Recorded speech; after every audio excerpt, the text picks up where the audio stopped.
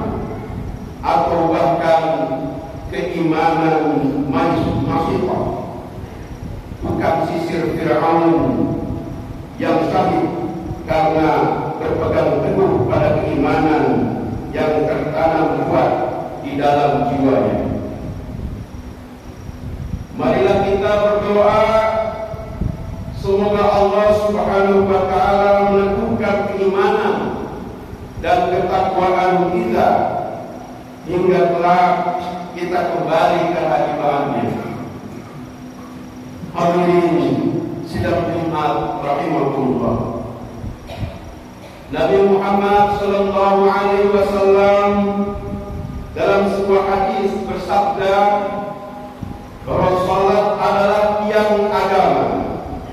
Barang siapa menjalankan salat berarti ia telah menegakkan agama. Sebaliknya, barang siapa meninggalkan salat maka secara otomatis ia sesungguhnya telah merobohkan agama. Mari kita simak sabda Rasulullah sallallahu alaihi wasallam. As-salatu imaduddin, faman aqamaha faqad aqamatin, wa man hadamaha faqad hadamatin. Salat adalah tiang agama. Barang siapa meninggalkan salat berarti ia menegakkan agama.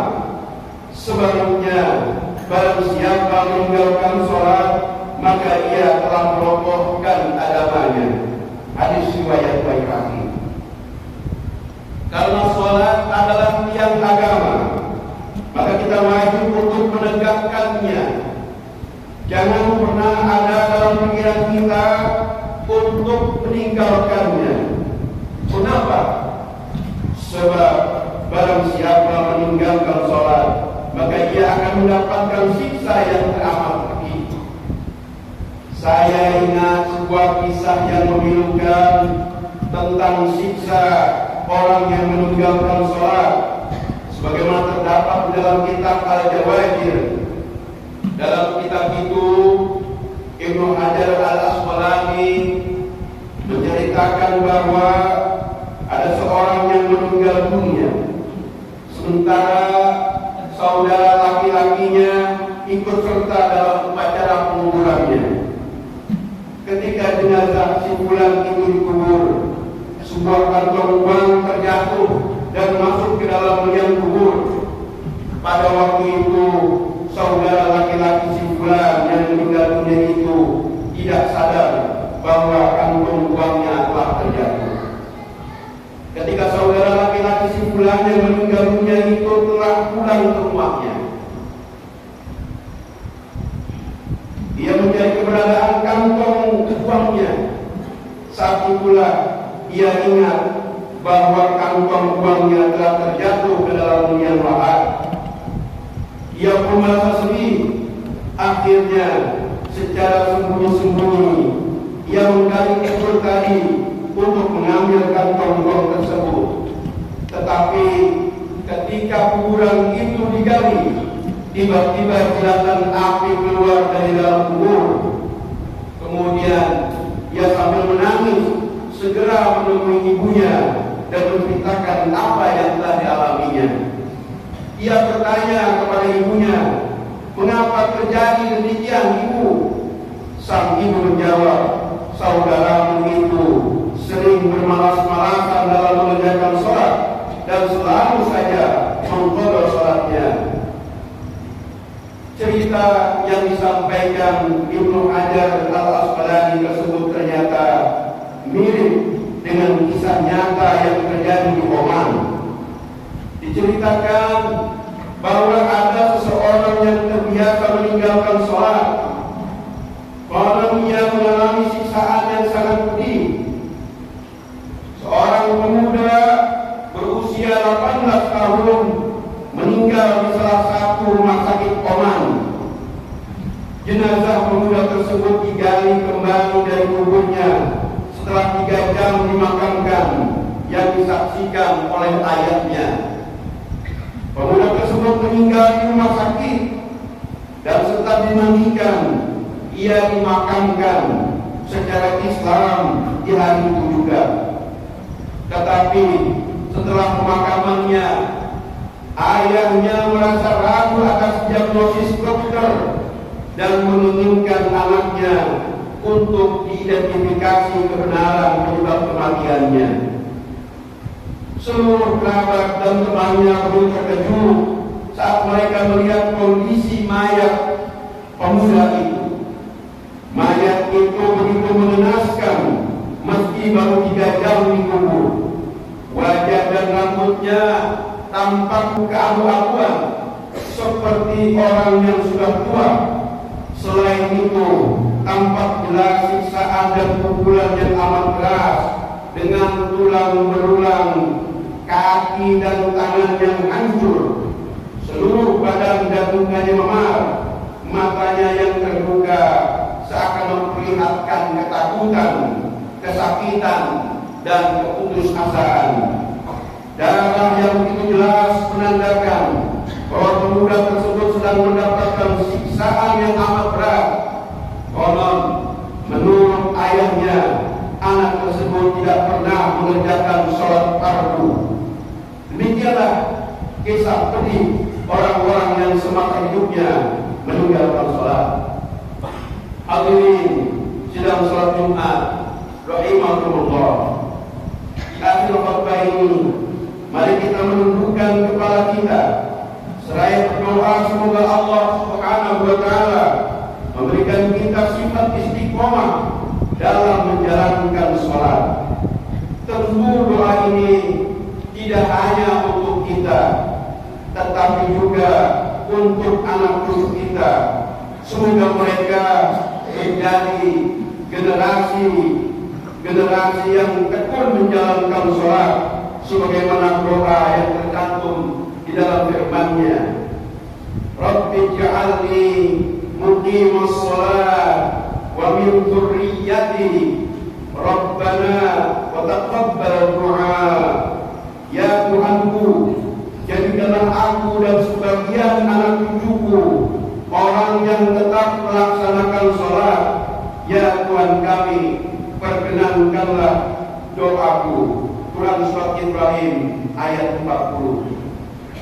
Barakallahu li wa lakum fil Qur'anil azim wa nafa'ani wa iyyakum bima fihi minal ayati wa dzikril hakim. Aqulu qawli hadza fastaghfirullahal azim innahu huwal ghafurur rahim.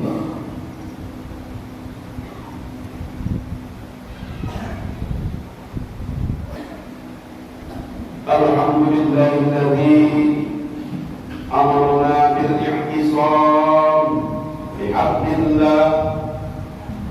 Asyhadu an la ilaha illallah wahdahu la syarika lahu wa asyhadu anna Muhammadan 'abduhu wa rasuluh la nabiyya ba'dahu.